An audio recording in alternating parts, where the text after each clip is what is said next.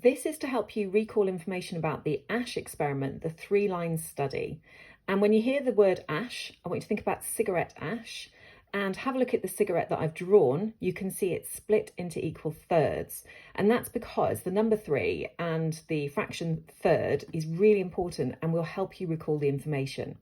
So the first thing to remember is that overall conformity in the Asch experiment was 36.8%, which is about a third.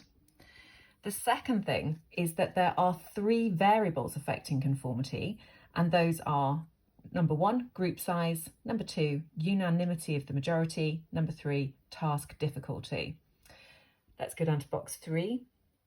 If you get asked specifically about group size, then there are 3 things to say. 1, if the majority was less than 3, then conformity was 0%.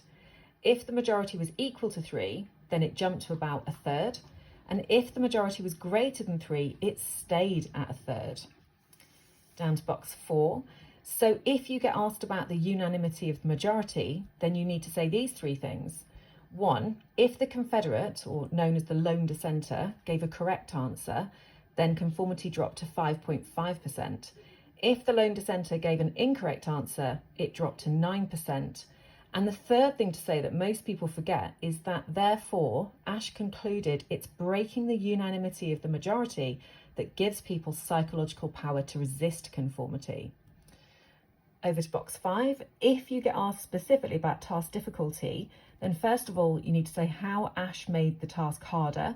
So he made the lines closer together. Then you need to say that conformity increased. And the third thing is why. So people were not sure, so they conformed to be right. And we know that is informational social influence. So that is how to recall Asch. Asch, cigarette ash, thirds, and that should hopefully help you in the exam.